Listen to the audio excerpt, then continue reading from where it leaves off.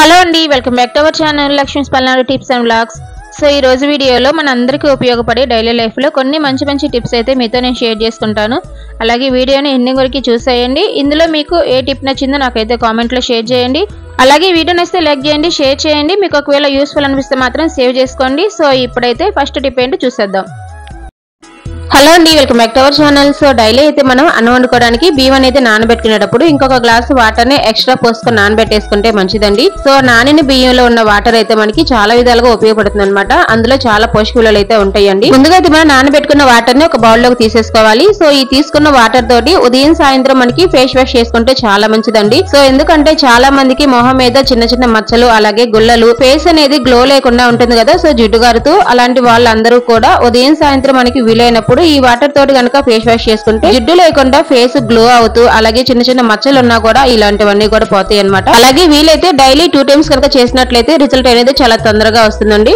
Next అలాగే నానబెట్టిన rice water లో మనం డైలీ వాడే షాంపూని యాడ్ చేసుకుని మనం తలస్నానం చేసేటప్పుడు ఈ వాటర్ తోటి కనుక హెడ్ బాత్ చేసాము అంటే జుట్టు ఊడిపోకుండా అలాగే కుదుల నుంచి బలంగా పెరగడానికి ఈ వాటర్ చాలా బాగా ఉపయోగపడతాయండి. హలో అండి, ఫంక్షన్స్ కి పార్టీస్ కి వెళ్ళినప్పుడైతే ఒకసారి గోల్డ్ జ్యువెలరీ అనేది మన చిన్నపిల్లల నుంచి పెద్దవాళ్ళ వరకు అందరూ వేసుకుంటూనే ఉంటాం. కానీ గోల్డ్ ఇష్టంగా వేసుకున్నా కూడా అది కొంచెం కష్టంగానే అనిపిస్తుంది. ఎందుకంటే మనకి పదే ఫంక్షన్స్ వెళ్ళినా కూడా దాని మీద ధ్యాస కంటే కూడా మనకి గోల్డ్ మీద ధ్యాస ఎక్కువగా ఉంటుంది కదా. సో అది ఎందుకు అంటే చిన్న వస్తువైనా పెద్ద వస్తువైనా కూడా ఎక్కడ జారి పడిపోతుందేమో అని చెప్పేసి దాన్ని పదే చూసుకుంటూనే ఉంటాం. ఎందుకంటే కుక్కాన్ని ఎంత టైట్ గా పెట్టినా సరే ఒక్కోసారి ఎక్కడ జారి పడిపోతుందేమో అని చెప్పేసి భయంతో పదే మనం చూసుకుంటూనే ఉంటాం. కానీ ఇప్పుడు నేను చెప్పబోయే చిన్న టిప్ కనుక ఫాలో అయితే ఎంత పెద్ద జ్యువెలరీ ఎంత హెవీ అయినా కూడా మనం నీట్ గా అలాగే భయం లేకుండా పెట్టుకొని పోవచ్చండి. ముందుగా చైన్ కి కుక్కాన్ని పెట్టేసిన తర్వాత ఇమిటేషన్ కమ్మలకి అయితే వెనక సైడ్ మనకి రబ్బర్ మిల్ చుట్టూ అయితే ఉంటుంది కదా. సో దాన్ని తీసుకొని టైట్ గా ఫిట్ చేసాం. కొక్కి ఊడిపోకుండా టైట్ గా అయితే ఉంటుందండి. సో అప్పుడు మనకి ఎంత పెద్ద జ్యువెలరీ వేసుకున్నా సరే భయం లేకుండా హ్యాపీగా మనకి ఫంక్షన్స్ కి అయితే వెళ్ళవచ్చు అనమాట. సో టిప్ అయితే చిన్నదే గానీ చాలా బాగా ఉపయోగపడుతుంది.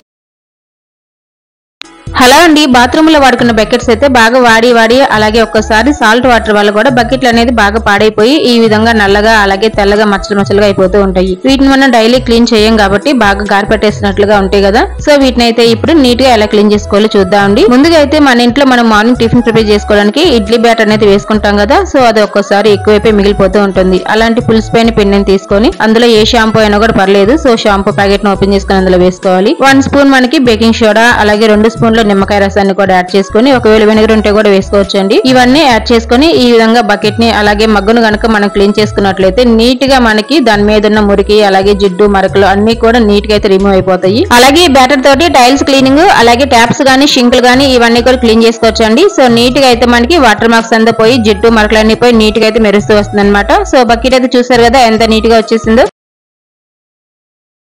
హలో అండి, ఒకసారి ఫోన్ అనేది వర్షంలో అనుకోకుండా తడిచినప్పుడు అలాగే చిన్నపిల్లలు మనకు తెలియకుండా వాటర్ లో వేసినప్పుడు అయితే వెంటనే మనం షాప్ కి పరిగెత్తుకుంటూ వెళ్తాం కదా. సో షాప్ కి వెళ్లే బదులు ఈ చిన్న టిప్ కనుక ఒకసారి ట్రై చేయండి. ముందుగా అయితే ఫోన్ తడిచిపోయింది కదా. సో దాన్ని అయితే మెత్తటి క్లాత్ తోటి శుభ్రంగా అయితే నీట్ గా ఈ విధంగా తుడుచుకోవాలండి. ఈ విధంగా తుడుచుకున్న తర్వాత మన ఇంట్లో బియ్యం ఉంటాయి కదా. సో వాటిని అయితే ఒక బౌల్ లోకి తీసుకొని ఈ బియ్యంలో ఈ ఫోన్ అనేది ఒక 1/2 అవర్ పెట్టేసుకుంటే ఆ చెమ్మంతా కూడా లాగేసి ఫోన్ అనేది ఫ్రెష్ గా మనకి బాగుంటుందండి. సో బియ్యాన్ని మనకి బియ్య బస్సాలో డైరెక్ట్ గా ఫోన్ అనేది పెట్టేయకుండా ఈ విధంగా బౌల్ లోకి తీసుకుంటే అందులో చెమ్మన్నా కూడా బియ్యం అనేది పాడైపోకుండా ఉంటాయి. అలాగే బస్తాలో పెట్టినట్లయితే వాటిలో చెమ్మ వల్ల మనకి పురుగు పట్టే ఛాన్సెస్ అయితే ఉంటాయి కాబట్టి ఈ విధంగా గిన్నెలోకి లేదా డబ్బాలోకి తీసుకొని పెట్టేసుకుంటే మంచిదండి. ఈ బియ్యాన్ని మళ్ళీ మనం అన్నం వండుకోవడానికి వాడుకుంటాం కాబట్టి సో చెమ్మన్నా కూడా ఏం కాదనమాట. నెక్స్ట్ అలాగే ఫోన్ తీసేసుకొని ఈ విధంగా తుడుచుకున్న తర్వాత ఫోన్ కున్న హోల్స్ లో అయితే ఊదుకోవాలండి. సో అప్పటికి కూడా మనకి వర్క్ అవ్వలేదు అనుకుంటే షాప్ కి వెళ్ళడమే బెస్ట్ అండి.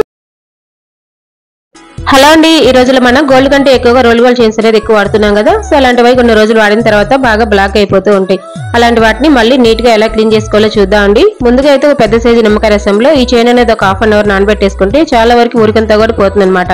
సో నెక్స్ట్ అలాగే చైన్ తీసేసి అందులో కొంచెం విమ్ లిక్విడ్ ని యాడ్ చేసుకొని బాగా స్క్రబ్ చేసుకొని మంచి వాటర్ లో 1కి 2-3 సార్లు అయితే వాష్ చేసుకొని మంచిగా కడిగేసుకున్న తర్వాత ప్లేట్ లోకి 1 స్పూన్ పసుపుని యాడ్ చేసుకొని ఈ చైన్ అంతా కూడా బాగా పట్టేంత వరకు అప్లై చేసుకోవాలి. ఈ విధంగా అప్లై చేసుకున్న తర్వాత అందులో మనం వాడుకునే పౌడర్ ఉంటుంది కదా. సో అది కూడా కొంచెం యాడ్ చేసుకొని చైన్ కి బాగా అప్లై చేసుకోవాలండి. ఇలా అప్లై చేసుకున్న తర్వాత మనకి చైన్ అనేది బ్లాక్ గా పోయి మంచిగా ఎల్లో కలర్ లోకి వచ్చేస్తుంది. సో వాడుకోవడానికి మళ్ళీ బాగుంటుంది అనమాట. ఈ విధంగా క్లీన్ చేసుకుంటే రోల్ గోల్డ్ వస్తువులు మళ్ళీ వాడుకోవడానికి చాలా బాగుంటాయండి.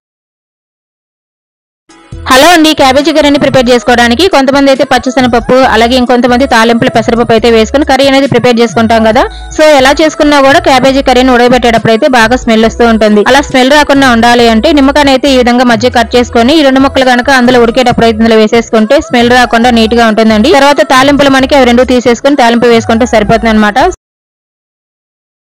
హలో అండి, ఈ మధ్య కాలంలో దోమల వల్ల వైరల్ ఫీవర్స్ అనేది బాగా ఎక్కువైపోతున్నాయి కదా. సో వాటిని అయితే కొంతవరకు నివారించుకోవడానికి నేనైతే ఇక్కడ ఖాళీ కొబ్బరి చెప్పు అయితే తీసుకొని దీనికి సపోర్ట్ గా చిన్న ప్లేట్ అయితే తీసుకొని ఈ విధంగా పెట్టేసుకుంటున్నాను. నెక్స్ట్ అలాగే దేవుడి దగ్గర వాడిపోయిన పూలు ఉంటాయి కదా, సో వాటిని అయితే తీసుకున్నాను అనమాట. నెక్స్ట్ అలాగే అందులోకి కొన్ని లవంగాలు అలాగే బిర్యానీ ఆకులు కూడా తీసుకొని మధ్యగా కట్ చేసుకొని ఈ విధంగా అయితే ఇందులో వేసేసుకుంటున్నానండి. ఇందులోనే 2-3 కర్పూరం బిళ్ళలను కూడా తీసుకొని ఈ విధంగా పొడిలాగా చేసేసుకొని మనం వెలిగించేసుకొని సాయంత్రం పూట గనక బెడ్రూమ్ లో అలాగే వంటింట్లో గానీ ఏదైనా రూమ్స్ లో గానీ వెలిగించేసుకొని పెట్టేసుకుంటే ఆ పొగ వల్ల మనకి దోమలన్నీ కూడా పోతాయండి. సో మంచి స్మెల్ వస్తుంది అనమాట.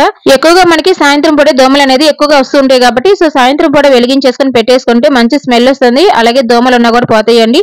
ఇది ఎలాంటి సైడ్ ఎఫెక్ట్ లేని హోమ్ రెమెడీ కాబట్టి సో ఒకవేళ చిన్నపిల్లలు ఉన్నా కూడా ఎలాంటి ప్రాబ్లం అయితే ఉండదండి. హలో అండి, ఒక్కసారి పచ్చిమిర్చి రేట్ అనేది బాగా భయంకరంగా పెరిగిపోయి రేట్లు అనేది ఆకాశం నడుతూ ఉంటాయి. అలాంటప్పుడు మనకి గ్రీన్ కలర్ లో మంచిగా ఫ్రెష్ గా ఉన్న కాయలు అయితే తీసుకొచ్చుకొని వాడుకోలేము. సో అలాంటప్పుడు ఈ విధంగా కొంచెం పచ్చివి అలాగే కొంచెం పండువి తీసుకొచ్చుకొని వాడుకుంటాం కదా. సో వీటిని కూడా ఎక్కువ రోజులు ఎలా స్టోర్ చేసుకోవాలో చూద్దామండి. ముందుగా పచ్చిమిర్చిని ఇంటికి తీసుకొని రాగానే పైన తొడలన్నీ కూడా తీసేసుకొని కొంచెం పండువి అలాగే కొంచెం పచ్చివి కొంచెం పాడైపోయిన కాయలు ఉంటాయి కదా, సో అలాంటి వాటన్నిటిని కూడా నీట్ గా సెపరేట్ చేసుకోవాలి. నెక్స్ట్ అలాగే బౌల్ లోకి వాటర్ తీసుకొని పచ్చిగా ఉన్న కాయలన్నింటిని కూడా శుభ్రంగా వాష్ చేసుకొని ఒక క్లాత్ మీద వేసుకొని తడిపోయేంత వరకు అయితే ఫ్యాన్ కింద ఆరబెట్టేసుకోవాలండి. పచ్చిమిర్చి వాటర్ లేకుండా పూర్తిగా ఆరిపోతేనే ఎక్కువ రోజులు అయితే స్టోర్ ఉంటాయండి. సో ఈ విధంగా పూర్తిగా ఆరిపోయిన తర్వాత ఒక డబ్బా తీసుకొని అందులో అడుగున టిష్యూ పేపర్ వేసుకొని ఈ పచ్చిమిర్చి అన్ని కూడా అందులో వేసేసుకోవాలన్నమాట. సో ఈ విధంగా మొత్తం అన్ని కూడా యాడ్ చేసేసుకొని పైన కూడా ఒక చిన్న టిష్యూ పేపర్ వేసుకొని మూత పెట్టేసుకొని ఫ్రిడ్జ్ లో పెట్టేసుకుంటే ఒక 10-15 రోజులు ఫ్రెష్ గా అలాగే ఉంటాయి అనమాట. నెక్స్ట్ అలాగే పండిపోయిన కాయలు ఉంటాయి కదా, సో వాటిని కూడా చిన్న బౌల్ లో తీసుకొని ఫ్రిడ్జ్ లో పెట్టేసుకొని ఒక 1 or 2 days అయితే ఫ్రెష్ గా వాడుకోవచ్చండి. హలో అండి, పిల్లలు స్కూల్లో గానీ ఇంట్లో గానీ అన్నం తినేటప్పుడు అయితే ఒక్కోసారి ఆయిల్ మార్కులు అనేది డ్రెస్సెస్ మీద పడుతూనే ఉంటాయి. సో అవి స్కూల్ డ్రెస్సుల మీద అందులోనూ వైట్ డ్రెస్ మీద అయితే బాగా కనిపిస్తూ ఉంటాయి కదా.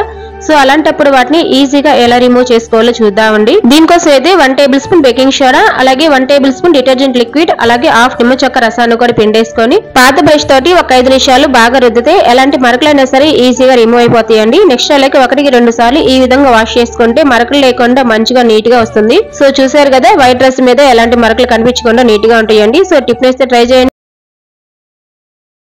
హలో అండి, వంటింట్లో మనం వంటకు సంబంధించి కూరగాయలు గానీ అలాగే పాలు గానీ పెరుగు గానీ ఇవన్నీ కూడా కట్ చేసుకోవడానికి కత్తెరలు అలాగే పీలర్స్ ఇవన్నీ కూడా వాడుతూ ఉంటాం.